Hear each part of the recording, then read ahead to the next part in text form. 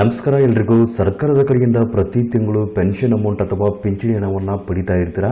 ಅದೇ ರೀತಿಯಾಗಿ ಈ ಒಂದು ಮಾರ್ಚ್ ತಿಂಗಳ ಪೆನ್ಷನ್ ಅಮೌಂಟ್ ಅಥವಾ ಪಿಂಚಣಿ ಹಣ ಯಾವಾಗ ಜಮಾ ಆಗುತ್ತೆ ಅಂತ ಸಾಕಷ್ಟು ಜನ ಪಿಂಚಣಿದಾರರು ಈ ಒಂದು ಮಾಹಿತಿನ ಕೇಳ್ತಾ ಇದ್ರಿ. ಈಗಾಗಲೇ ನಮ್ಮ ಒಂದು ಖಾತೆಗೆ ಪಿಂಚಣಿ ಹಣ ಜಮಾ ಆಗಬೇಕಾಗಿತ್ತು, ಆದರೆ ಇನ್ನೂವರೆಗೂ ಕೂಡ ಹಣ ಜಮಾ ಆಗಿಲ್ಲ. ಯಾವ ದಿನಾಂಕದಂದು ಸರ್ಕಾರದ ಕಡೆಯಿಂದ ಪಿಂಚಣಿ ಹಣವನ್ನು ಬಿಡುಗಡೆ ಮಾಡ್ತಾರೆ, ಇದ್ರ ಬಗ್ಗೆ ಮಾಹಿತಿನ ತಿಳಿಸ್ಕೊಡಿ ಅಂತ ಕೇಳ್ತಾ ಇದ್ರಿ. ಮಾರ್ಚ್ ತಿಂಗಳ ಪೆನ್ಷನ್ ಅಮೌಂಟ್ ಅಥವಾ ಪಿಂಚಣಿ ಹಣವನ್ನು ಪಿಂಚಣಿದಾರರು ಯಾವ ದಿನಾಂಕ ಪಡೆಯಬಹುದು ಅಂತ ಇವತ್ತಿನ ವಿಡಿಯೋದಲ್ಲಿ ನಿಮಗೆ ಮಾಹಿತಿನ ತಿಳಿಸಿಕೊಡ್ತಾ ಇದ್ದೀನಿ. ಇನ್ನು ಮುಖ್ಯವಾಗಿ ಸರ್ಕಾರದ ಕಡೆಯಿಂದ ಪ್ರತಿ ತಿಂಗಳು ಬರುವಂತಹ ಪೆನ್ಷನ್ ಅಮೌಂಟ್ ಅಥವಾ ಪಿಂಚಣಿ ಹಣ ನಿಮ್ಮ ಒಂದು ಖಾತೆಗೆ ಸರಿಯಾಗಿ ಜಮಾ ಆಗ್ತಾ ಇದೆಯಾ, ಯಾವ ತಿಂಗಳ ಹಣ ಜಮಾ ಆಗಿದೆ ಮತ್ತು ಯಾವ ತಿಂಗಳ ಹಣ ಜಮಾ ಆಗಿಲ್ಲ ಅಂತ ನೀವೇ ಸ್ವತಃ ಒಂದು ಮಾಹಿತಿನ ಕೂಡ ಚೆಕ್ ಮಾಡ್ಕೋಬಹುದಾಗಿರುತ್ತೆ. ಅಂದ್ರೆ ಒಂದು ಸ್ಥಿತಿನ ಕೂಡ ನೀವೇ ತಿಳಿದುಕೊಳ್ಳಬಹುದಾಗಿರುವಂಥದ್ದು. ನೀವು ಯಾವುದೇ ಒಂದು ಕೇಂದ್ರಕ್ಕೆ ಭೇಟಿ ನೀಡದೇ ಅಥವಾ ಯಾವುದೇ ಒಂದು ಕಚೇರಿಗೆ ಹೋಗದೇ ಸ್ವತಃ ನಿಮ್ಮ ಒಂದು ಫೋನಿನ ಮುಖಾಂತರನೇ ಪ್ರತಿ ತಿಂಗಳು ಬರುವಂತಹ ಪೆನ್ಷನ್ ಅಮೌಂಟ್ ಸ್ಥಿತಿ ಅಥವಾ ಪೆನ್ಷನ್ ಸ್ಟೇಟಸ್ನ ನೀವು ಚೆಕ್ ಮಾಡ್ಕೋಬಹುದು. ಸೊ ಯಾವ ರೀತಿಯಾಗಿ ಚೆಕ್ ಮಾಡ್ಕೋಬೇಕು ಅಂತ ಇವತ್ತಿನ ವಿಡಿಯೋದಲ್ಲಿ ನಿಮಗೆ ಮಾಹಿತಿನ ತಿಳಿಸಿಕೊಡ್ತಾ ಇದ್ದೀನಿ. ಸೊ ಅದಕ್ಕಿಂತ ಮುಂಚೆ ತಮ್ಮಲ್ಲಿ ಒಂದು ಸಣ್ಣ ರಿಕ್ವೆಸ್ಟ್, ತಾವಿನ್ನೂವರೆಗೂ ನಮ್ಮ ಒಂದು ಚಾನಲ್ನ ಸಬ್ಸ್ಕ್ರೈಬ್ ಮಾಡಿಲ್ಲ ಅಂತಂದ್ರೆ ದಯವಿಟ್ಟು ನಮ್ಮ ಒಂದು ಚಾನಲ್ನ ಸಬ್ಸ್ಕ್ರೈಬ್ ಮಾಡಿ ಹಾಗೂ ಪಕ್ಕದಲ್ಲಿರುವಂತಹ ಬೆಲ್ ಐಕನ್ ಅನ್ನು ಕ್ಲಿಕ್ ಮಾಡಿ.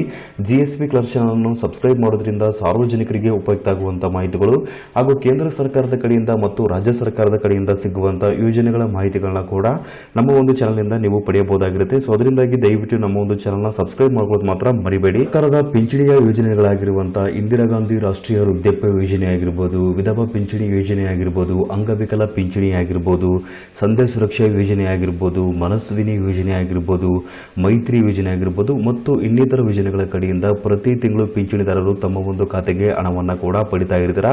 ಈ ಎಲ್ಲಾ ಪಿಂಚಣಿಗಳ ಯೋಜನೆಗಳ ಕಡೆಯಿಂದ ಪ್ರತಿ ತಿಂಗಳು ಹಣವನ್ನ ಕೂಡ ಬಿಡುಗಡೆ ಮಾಡ್ತಾರೆ. ಅದೇ ರೀತಿಯಾಗಿ ಈ ಮಾರ್ಚ್ ತಿಂಗಳ ಪೆನ್ಷನ್ ಅಮೌಂಟ್ ಅಥವಾ ಪಿಂಚಣಿ ಹಣ ಪಿಂಚಣಿದಾರರ ಬ್ಯಾಂಕ್ ಖಾತೆಗೆ ಯಾವಾಗಿಂದ ಜಮಾಗಳು ಶುರುವಾಗುತ್ತೆ ಅಂತ ಕೇಳಿದ್ರೆ ಇವತ್ತು ಮತ್ತು ನಾಳೆವರೆಗೂ ಕಾಯ್ದು ನೋಡಿ. ಖಂಡಿತವಾಗಿ ಕೂಡ ನೀವು ಪೆನ್ಷನ್ ಅಮೌಂಟ್ ಅಥವಾ ಪಿಂಚಣಿ ಹಣವನ್ನ ಪಡೆಯಬಹುದಾಗಿರುತ್ತೆ. ಮಾರ್ಚ್ 17, 18, 19 ಈ 3 ತಾರೀಕುಗಳೇ ನಿಮ್ಮ ಒಂದು ಖಾತೆಗೆ ಯಾವಾಗ ಬೇಕಾದರೂ ಹಣ ಬರಬಹುದು. ಹಾಗಾಗಿ ಇವತ್ತು ಕಾಯ್ದು ನೋಡಿ. ನಿಮ್ಮ ಒಂದು ಖಾತೆಗೆ ಇವತ್ತು ಹಣ ಜಮಾ ಆಯಿತು ಅಂತಂದ್ರೆ ಹಣ ಬಂದಿದೆ ಅಂತ ನೀವು ಒಂದು ಕಮೆಂಟ್ ಕೂಡ ಮಾಡಬಹುದಾಗಿರುತ್ತೆ. ಇವತ್ತೇನಾದರೂ ನಿಮ್ಮ ಒಂದು ಖಾತೆಗೆ ಹಣ ಜಮಾ ಆಗಿಲ್ಲ ಅಂತಂದ್ರೆ ನಾಳೆ ಮತ್ತು ನಾಡಿದವರೆಗೂ ಕಾಯ್ದು ನೋಡಿ. ಖಂಡಿತವಾಗಿ ಕೂಡ ನೀವು ಪೆನ್ಷನ್ ಅಮೌಂಟ್ ನ ಪಡೆಯಬಹುದಾಗಿರುತ್ತೆ. ದಿನಾಂಕ 17, 18, 19 ಈ 3 ತಾರೀಕುಗಳೇ ನಿಮ್ಮ ಒಂದು ಖಾತೆಗೆ ಯಾವಾಗ ಬೇಕಾದರೂ ಹಣ ಬರುವಂತ ಎಲ್ಲ ಸಾಧ್ಯತೆ ಕೂಡ ಇರುವಂತದ್ದು. ಹಾಗಾಗಿ ಈ ಒಂದು ತಾರೀಕುಗಳೇ ನೀವು ಪೆನ್ಷನ್ ಅಮೌಂಟ್ ಅಥವಾ ಪಿಂಚಣಿ ಹಣವನ್ನ ಪಡೆಯಬಹುದಾಗಿರುತ್ತೆ. ಇನ್ನು ಮುಖ್ಯವಾಗಿ ಸರ್ಕಾರದ ಕಡೆಯಿಂದ ಬರುವಂತ ಪೆನ್ಷನ್ ಅಮೌಂಟ್ ಅಥವಾ ಪಿಂಚಣಿ ಹಣ ನಿಮ್ಮ ಒಂದು ಖಾತೆಗೆ ಸರಿಯಾಗಿ ಜಮಾ ಆಗ್ತಾ ಇದೆಯಾ, ಎಷ್ಟು ತಿಂಗಳ ಹಣ ಜಮಾ ಆಗಿದೆ ಮತ್ತು ಯಾವ ತಿಂಗಳ ಹಣ ಇನ್ನೂವರೆಗೂ ಕೂಡ ನಿಮ್ಮ ಒಂದು ಖಾತೆಗೆ ಜಮಾ ಆಗಿಲ್ಲ ಅಂತ ನೀವು ಒಂದು ಮಾಹಿತಿನ ಕೂಡ ಚೆಕ್ ಮಾಡ್ಕೋಬಹುದಾಗಿರುತ್ತೆ. ನೀವು ಯಾವುದೇ ಒಂದು ಕೇಂದ್ರಕ್ಕೆ ಅಥವಾ ಯಾವುದೇ ಒಂದು ಕಚೇರಿಗೆ ಹೋಗುವಂತ ಅವಶ್ಯಕತೆ ಇಲ್ಲ. ನಿಮ್ಮ ಫೋನಿನ ಮುಖಾಂತರನೇ ಪಿಂಚಣಿಯ ಸ್ಥಿತಿ ಅಥವಾ ಪೆನ್ಷನ್ ಸ್ಟೇಟಸ್ನ ಚೆಕ್ ಮಾಡ್ಕೋಬಹುದಾಗಿರುತ್ತೆ. ಯಾವ ರೀತಿಯಾಗಿ ಚೆಕ್ ಮಾಡ್ಕೋಬೇಕು ಅಂತ ಕೇಳಿದ್ರೆ ಇಲ್ಲಿ ಕಾಣುತ್ತಿರುವ ಈ ಒಂದು ವೆಬ್ಸೈಟ್ಗೆ ನೀವು ಭೇಟಿ ನೀಡಬೇಕಾಗಿರುತ್ತೆ. ಇದು ನಮ್ಮ ಕರ್ನಾಟಕ ಸರ್ಕಾರದ ಅಫಿಷಿಯಲ್ ವೆಬ್ಸೈಟ್ ಆಗಿರುವಂತದ್ದು.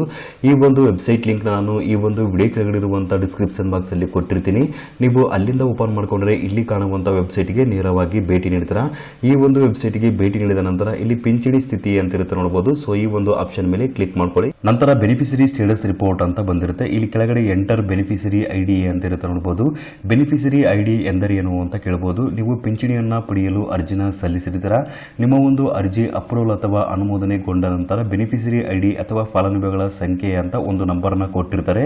ಆ ಒಂದು ನಂಬರ್ನ ಇಲ್ಲಿ ಕಡ್ಡಾಯವಾಗಿ ಎಂಟರ್ ಮಾಡಬೇಕಾಗಿರುತ್ತೆ. ಈ ಒಂದು ಖಾಲಿ ಬಾಕ್ಸ್ ಅಲ್ಲಿ ನಿಮ್ಮ ಹತ್ರ ಏನಾದರೂ ಬೆನಿಫಿಷರಿ ಐಡಿ ಇರಲಿಲ್ಲ ಅಂತಂದ್ರೆ ನನಗೆ ಕಮೆಂಟ್ ಮಾಡಿ. ಮುಂದಿನ ವಿಡಿಯೋದಲ್ಲಿ ಬೆನಿಫಿಷರಿ ಐಡಿನ ಯಾವ ರೀತಿಯಾಗಿ ಪಡೆಯಬೇಕು, ನಿಮ್ಮ ಒಂದು ಸಂಖ್ಯೆನ ಯಾವ ರೀತಿಯಾಗಿ ತಿಳಿದುಕೊಳ್ಬೇಕು ಅಂತ ಮಾಹಿತಿನ ತಿಳಿಸ್ಕೊಡ್ತೀನಿ. ಇವಾಗ ಬೆನಿಫಿಷರಿ ಐಡಿ ನಂಬರ್ ಇದ್ದಂಥವರು ತಮ್ಮ ಒಂದು ಬೆನಿಫಿಷರಿ ನಂಬರ್ನ ಈ ಒಂದು ಖಾಲಿ ಬಾಕ್ಸ್ ಅಲ್ಲಿ ಎಂಟರ್ ಮಾಡಿ. ನಂತರ ಇಲ್ಲಿ ಕಾಣುವಂತ ಈ ಒಂದು ಕ್ಯಾಪ್ಚಾ ಕೋಡ್ ಅಥವಾ ಈ ಒಂದು ನಂಬರ್ನ ಈ ಒಂದು ಖಾಲಿ ಬಾಕ್ಸ್ ಅಲ್ಲಿ ಎಂಟರ್ ಮಾಡಿ. ನಂತರ ಸರ್ಚ್ ಅಂತ ಇರುತ್ತೆ ನೋಡಬಹುದು. ಈ ಒಂದು ಸರ್ಚ್ ಬಟನ್ ಮೇಲೆ ಕ್ಲಿಕ್ ಮಾಡ್ಕೊಳ್ಳಿ. ನಂತರ ನಿಮ್ಮ ಒಂದು ಪಿಂಚಣಿಗೆ ಸಂಬಂಧಪಟ್ಟ ವಿವರಗಳು ಕೂಡ ಇಲ್ಲಿ ಸಂಪೂರ್ಣವಾಗಿ ಬಂದಿರುತ್ತೆ. ಎಲ್ಲ ವಿವರಗಳನ್ನ ಕೂಡ ನೀವು ವೀಕ್ಷಣೆ ಮಾಡಬಹುದಾಗಿರುತ್ತೆ. ನಂತರ ಇಲ್ಲಿ ಕೆಳಗಡೆ ಒಂದು ಆಪ್ಷನ್ ಕಾಣ್ತಿದೆ ನೋಡಬಹುದು. Click here for latest payment details from December 2023 ಅಂತ ಬಂದಿರುತ್ತೆ. ಇಲ್ಲಿ ಕೆಂಪು ಅಕ್ಷರದಲ್ಲಿ ಕಾಣುತ್ತಿದೆ. ಸೊ ಈ ಒಂದು ಆಪ್ಷನ್ ಮೇಲೆ ಕ್ಲಿಕ್ ಮಾಡ್ಕೊಳ್ಳಿ. ನಂತರ ಈ ರೀತಿಯಾಗಿ ನಿಮ್ಮ ಒಂದು ಖಾತೆಗೆ ಸರ್ಕಾರದ ಕಡೆಯಿಂದ ಜಮಾ ಆಗಿರುವಂತಹ ಒಂದು ವಿವರಗಳು ಕೂಡ ಸಂಪೂರ್ಣವಾಗಿ ಬಂದಿರುವಂತದ್ದು. ಅಂದ್ರೆ ಯಾವ ತಿಂಗಳಲ್ಲಿ ನಿಮ್ಮ ಒಂದು ಖಾತೆಗೆ ಹಣ ಜಮಾ ಆಗಿದೆ ಮತ್ತು ಯಾವ ಒಂದು ಖಾತೆಗೆ ನೀವು ಹಣವನ್ನ ಪಡೆದಿದ್ದೀರಾ, ಯಾವ ದಿನಾಂಕದಂದು ನಿಮ್ಮ ಖಾತೆಗೆ ಹಣ ಬಂದಿದೆ ಅಂತ ಇಲ್ಲಿ ಸಂಪೂರ್ಣವಾಗಿರುವಂತಹ ಮಾಹಿತಿ ಕೂಡ ಲಭ್ಯವಿರುವಂತದ್ದು.